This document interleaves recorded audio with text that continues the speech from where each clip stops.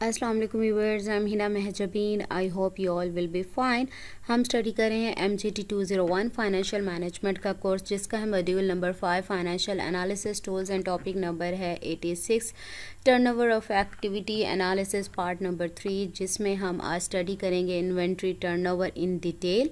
पर today's lecture start करने से पहले अगर आप मेरे चैनल पर न्यू हैं देन प्लीज़ मेरे चैनल को सब्सक्राइब कर दें और बेल आइकन को क्लिक करना मत भूलेगा, ताकि upcoming lectures, different assignments, quizzes और पेपर्स के नोटिफिकेशंस आप तक पहुंच जाएं। लाइक भी कीजिएगा, शेयर भी कीजिएगा। ओके जी, let's start from today's lecture that is about inventory turnover. Like receivable turnover, we also calculate inventory turnover. जैसे प्रीवियस लेक्चर में आपने रिसीवेबल टर्नओवर की बात की कि मैंने बताया था आपको, तो उसको कैलकुलेशन कैसे डेज़ में और डेज़ में टाइम्स में कैसे कैलकुलेट करते हैं, तो सेम इसी वे में तकरीबन वैसे ही कैलकुलेट करना है। बट यहाँ पर बात हो रही है इन्वेंट्री की।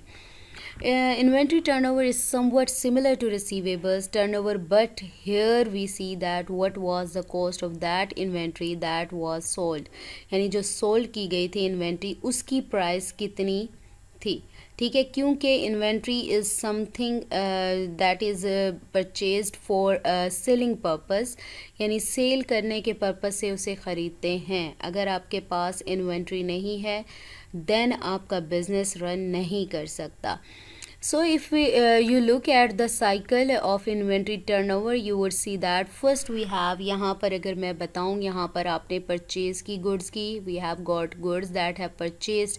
परचेज़ करने के बाद आपने कुछ टाइम, एक सर्टेन टाइम पीरियड के लिए उसे रखा। जब भी किसी चीज़ को सेलिंग पर्पस के लिए अपने पास रखते हैं उसे इन्वेंट्री कहते हैं।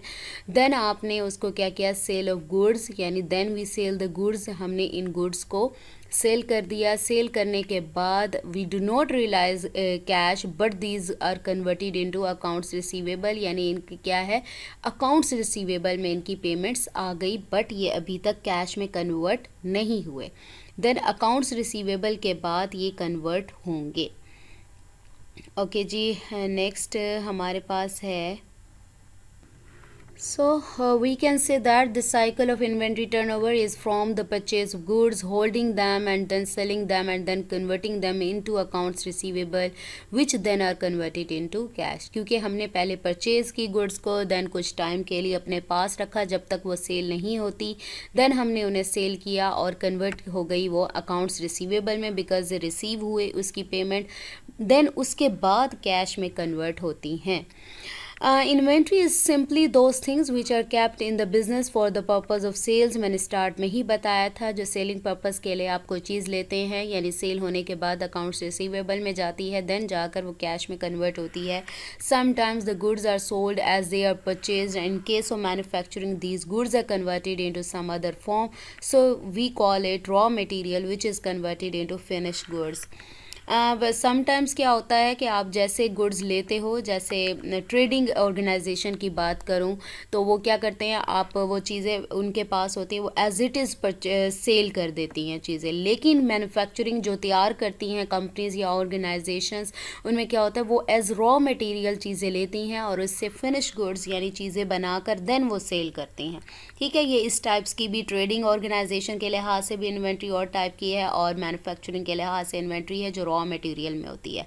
Inventory turnover in times and days, जैसे हमने रिसीवेबल्स की बात की थी, turnover like receivables turnover, inventory turnover can also be calculated in term of times and number of days. Every business organization would like to have a high inventory turnover so that the inventory can be converted into profit and cash, यानी high number कितनी बार आपकी inventory turnover होती है। Times की बात करूँ तो कितनी बार इन्वेंट्री टर्नओवर होगी, यानी आपकी जो चीज़ें हैं वो सेल हुई होंगी, यानी जितनी ज़्यादा बार सेल होंगी उतने ज़्यादा आपके पास कैश आएगा, प्रॉफिट अर्न कर सकते हो। इसी तरह से डेज़ की बात करूं, कितने ज़्यादा डेज़ में, कितने डेज़ में आपकी जो इन्वेंट्री है वो सोल्ड हो जाती है, यानी जितने ज़्यादा जल्दी डेज़ में आपकी जो इन्वेंट्री है वो सोल्ड होगी उतनी ही जल्दी आपका पैसा आएगा आपके पास। ठीक है, what does inventory turnover ratio show, क्या बताती है हमें। Inventory turnover in simple word show that in how many days और how quickly or inventory is sold and the business realizes cash as well as profit। मैंने अभी बताया कितने time में या कितने डेज में या कितनी जल्दी आपकी इन्वेंट्री सोल्ड हो जाती है।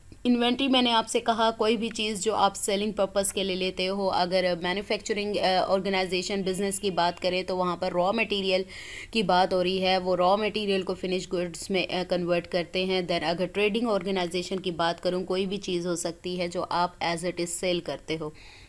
Holding or carrying a cost, it is good and favorable for a business organization turnover its inventory quickly, यानी जो इन्वेंट्री आपने सेलिंग पर्पस के लिए जो प्रोडक्ट सर्विसेज आप लोगों की हैं वो जल्दी से जल्दी सेल कर दें, क्योंकि अगर आपके पास पड़ी रहेगी तो वो कॉस्ट आती है उसकी। So every business would like to have to do that, the holding और the carrying of the inventory minimum, यानी उसकी जो कॉस्ट वगैरह है या उसको रखने के जो पैसे आते हैं या लागत आती है वो मिनिमम से मिनिमम हो। It is also because carrying and the holding inventory has a cost means that you have to provide some condition security in the store और warehouses where we keep inventory. जहाँ पर आप inventory रखोगे तो store वगैरह में कहीं पर, तो वहाँ पर भी कॉस्ट होगी, कुछ कंडीशन कुछ सिक्योरिटीज़ का ख्याल रखना पड़ेगा, रूल्स एंड रेगुलेशंस होते हैं उनका ख्याल रखना पड़ेगा, तो उसके लिए भी पैसा लगता है। सो इसलिए अच्छा यही है कि जल्दी से जल्दी आपकी जो इन्वेंट्री है वो टर्नओवर हो जाए, यानी ज़्यादा से ज़्यादा जल्दी वो सेल हो जाए। And these are costs which are associated with the inventory and we can reduce this cost by having a quick inventory turnover, यानी जल्दी जल्दी करो कि आपको ये जो इन्वेंट्री है वो अपने पास ज़्यादा टाइम के लिए रखनी ना पड़े। Next, data sources to calculate inventory turnover ratios. We need to take data from profit and loss account and from balance sheet. तो financial statements की बात की थी, यानी balance sheet किसे कहा था, statement of financial position जिसे हम balance sheet भी कहते हैं, और statement of comprehensive income जिसे हम profit and loss account भी कहते हैं, वहाँ से data लिया जाता है इसकी calculation के लिए। Next है benchmarking, यानी कुछ standards specify करने होते हैं, but as receivable turnover, inventory turnover also do not have a standard which is a generalized standard, that is we may have got some benchmarks which are industry's average and that is the most suitable benchmark for inventory turnover ratio। यानी हर industry अपने अपने तरीके से काम करती है, सबके अपने रूल्स रेगुलेशन होते हैं। तो आप क्या करें, इंडस्ट्री को देखें जो आप जैसा सिमिलर वर्क कर रही है, उनकी एवरेज देखें, अगर उनकी एवरेज यानी वो जल्दी कर रही हैं अपना काम, उनके एवरेज जो डेज़ निकलते हैं अगर वो ज़्यादा हैं, आपसे ज़्यादा हैं, देन क्या है, आपकी जो ऑर्गेनाइजेशन है वो अच्छा काम कर रही है। लेकिन अगर आप कम डेज़ में, या ऐसे कह दें, हमने प्रीवियस लेक्चर में रिसीवेबल में क्या किया था, अगर जो इंडस्ट्रीज़ एवरेज है वो 30 डेज़ निकल रही है और आपकी जो एवरेज है यानी इन्वेंट्री टर्नओवर रेशो जो है वो आपकी अगर निकल रही है 25, मीन्स आप जल्दी प्रिपेयर करके दे रहे हो चीज़, और वो इंडस्ट्री कम देर से दे रही है, तो आपकी ऑर्गेनाइजेशन बेटर होगी इंडस्ट्री की निस्बत। लेकिन अगर इंडस्ट्री 30 डेज़ में प्रिपेयर कर रही है कोई चीज़, या इन्वेंट्री कंप्लीट कर रही है, सोल्ड कर रही है, और आपकी जो है वो 36 या 40 पे जा रही है एवरेज रेशो, तो आपकी जो ऑर्गेनाइजेशन है उसको इम्प्रूवमेंट की ज़रूरत है, वो इंडस्ट्री के मुकाबले में अच्छी नहीं है। तो इस तरह से इंडस्ट्री से कंपेयर करते हुए बेंचमार्किंग या स्टैंडर्ड सेट किए जा सकते हैं। हर ऑर्गेनाइजेशन के अपने रूल्स रेगुलेशन होते हैं उसके अकॉर्डिंग।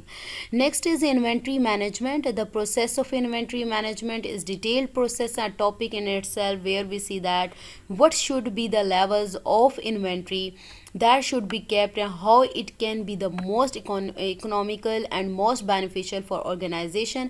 मैनेजमेंट का क्या काम है, यही काम है कि वो देखे कि कौन से लेवल्स हैं जो उन्हें रखने चाहिए, जो कि उनके बिजनेस ऑर्गेनाइजेशन के लिए मोस्ट बेनिफिशियल हों। But inventory turnover ratio is part of inventory management process, keeping it at a certain level, यानी एक certain एक specific level पर सेट करो ताकि ना उससे ज़्यादा हो ना उससे कम हो। Next is inventory turnover in times calculation, ये कितने टाइम्स आप इन्वेंट्री आपकी सेल होती है। It's formula requires average inventory and cost of goods sold. Previous lecture में जैसे एवरेज रिसीवेबल की बात हुई थी, इधर इन्वेंट्री की बात हो रही है। ओपनिंग एंड क्लोजिंग जैसे बैलेंस होता है, यहाँ पर simply means the average of opening and closing inventories, यानी एवरेज उन दोनों का एवरेज में क्या करोगे, opening inventory plus closing inventory divided by 2 करेंगे तो इसकी एवरेज निकल आएगी। और यहाँ पर कॉस्ट ऑफ गुड्स सोल्ड क्या है, it is the cost of those goods और units which are sold by the company particular accounting period. Usually क्या होता है, 1 ईयर होता है, आ ईयर, तो फिर अगर क्वार्टर या मंथ है तो उसी के लिहाज से फिर आप उसको फाइंड आउट करोगे। Inventory turnover ratio ITO is equal to cost of goods sold divided by average inventory. Suppose कर लें आपके पास कॉस्ट ऑफ गुड्स सोल्ड जो है 400,000 है एंड एवरेज इन्वेंट्री जो है 50,000 है। जब दोनों को डिवाइड करते हैं तो answer will be 8 times and this 8 time means that it is the number which we calculated और सर्कुलेटेड और we move the inventory in 1 year. यानी कितने टाइम्स ये मूव हुई, यानी आपने सेल की, that is we purchase the inventory and sold it and we converted into cash and profit. यानी कितनी बार आपका जो इन्वेंट्री टर्नओवर का जो साइकिल है वो कंप्लीट हुआ। ठीक है, तो आपने कितनी बार इन्वेंट्री को मूव किया, यानी परचेज किया, उसे सोल्ड करके देन आपने उसे कैश एंड प्रॉफिट में कन्वर्ट किया।